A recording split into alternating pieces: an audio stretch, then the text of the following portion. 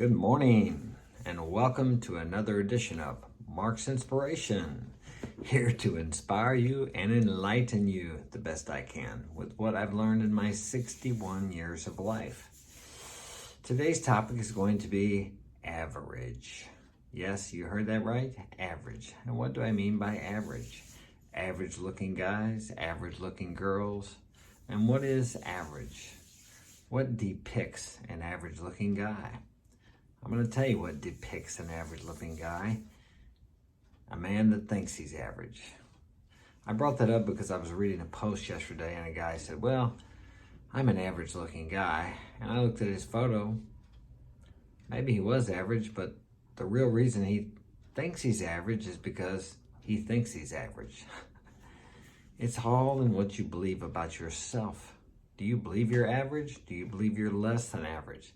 Guess what you're going to portray to the world and people are going to perceive about you? That you're average. I try to tell people they don't understand. I've seen guys that were less than average be with some really beautiful girls, okay, because they didn't limit themselves by their perceived looks. I don't know what they thought they were. I didn't ask them, but they may look in the mirror and think they're a 10. And guess what other people see? They see a 10 because that person believes he's a 10. You can choose to believe whatever you want to believe. So why not believe you're above average? Why not believe you're a 10? I believe I'm a 10. Whether you believe that or not doesn't matter to me. It's what I believe. And I will draw people into my life to bear witness to my beliefs. And you will too. If you believe you're a 1 or a 2, we're talking about a scale of 1 to 10. I'm sure most of you are familiar with that as far as looks and attractiveness goes. So whatever you believe you are, that's what you're going to project, and that's what people are going to perceive, and the kind of people you're going to draw in your life are going to be the people that will bear witness to whatever you believe yourself to be. Whether you believe you're beautiful, whether you believe you're ugly, whether you believe you're stupid, whether you believe you don't deserve respect, whether you believe you're low value, whether you believe you're high value or high status. You will create that world. I don't know if you actually create it, but you will step into it. All possible realities exist for you to step into or to create if you like, but that's up to you. Everything in your world is outpictured from your beliefs. Yes, it all begins in here. You can never change anything on the outside permanently until you change everything on the inside. I believe there was someone about 2,000 years ago that said, I bring peace, not as the world brings peace or gives peace. We will never have peace in the world until every man and woman has peace on the inside of themselves. Because you cannot create peace by having war. Good example, look at it. We got rid of Saddam Hussein. How many others sprung up in his place? Many, many. There's more terrorists now than there were before we did that. So what did that accomplish? Nothing. What have any of the wars accomplished? Other than World War II, let me see, there was 50 or 60 million people killed. Okay, I guess maybe we could look at that war and say, well, we had to stop Hitler. And rightly so. But these people, Hitler, he even believed in himself. What did he believe he was? He believed he was one of the superior race. He even got Germany to believe the same thing by constant propaganda, by having speakers playing 24 hours a day, by handing out leaflets. He knew the power of the spoken word into other people's lives, and he also knew what it meant in his life. He believed he was going to be the ruler of the world. Fortunately for us, there were other people that believed that he wasn't, and they believed in freedom more than he believed that he was going to be the dictator of the world, and thus we stopped that.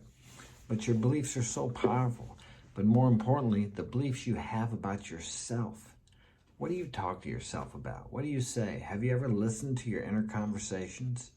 When you see a beautiful girl that you would like to approach, do you think, she would never want me. I'm too fat. I'm too skinny. I'm too young. I'm too old. Do you line up all these reasons why she wouldn't want you? Well, guess what? I'll guarantee you, she's not going to want you unless you're a pity case for her. She just, because look at what you're saying about yourself. You have to believe you deserve whatever you want in life, and you do. You do deserve it as much as anybody. What is the difference between you and the most successful man you admire? The way you guys think. That's the difference. The way you think. That's the only difference, because every action you take will spring from your thoughts, from your beliefs. Your world is what it is, and I will say this over and over again. It is what it is because and according to your beliefs, those deeply held, profound beliefs you have within yourself. Some of them you may have acquired in childhood. Maybe you grew up as I did, with your parent telling you you're never going to amount to anything. You don't have enough sense to pound sand in a rat hole, which means you're stupid in a non-direct way. But I was smart enough to figure out what he meant by that.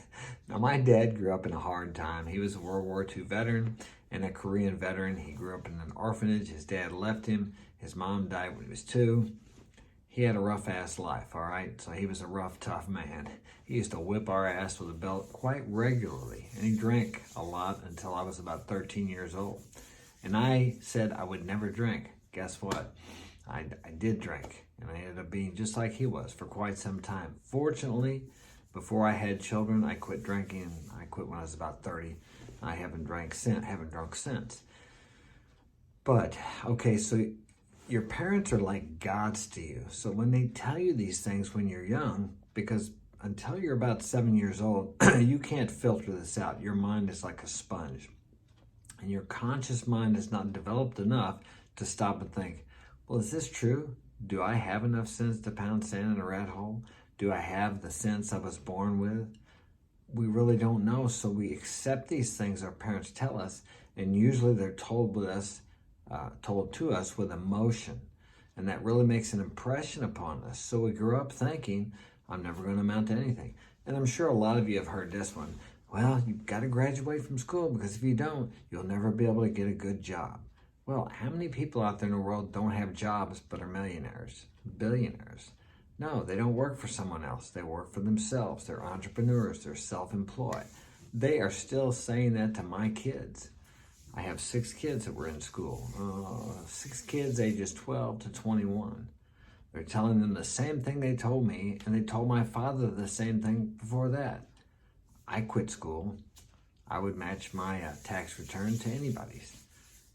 I won't tell you what I make, but it's up in the top 1% of the world, which, as I said, that's not that much money. If you look it up on the internet and see what the top 1% make. It's really not a lot of money if you live in a first world country like here. So that's really nothing to brag about, in a sense, in a worldly perspective. But it's enough to support my kids, myself. There's 7 of us here, well 6. My oldest boy moved out. And I can travel when I want to and do what I want to do. I live the life I want to live. I'm pretty damn happy, okay? Not just because I have the money. And that's another thing. Do I have money because I'm happy, or am I happy because I have money? It's always the first. You got to be rich on the inside. You got to be a 10 on the inside. All this stuff comes from the inside. Have I always felt like a 10? No. Probably about 11 years ago, I felt like a 2.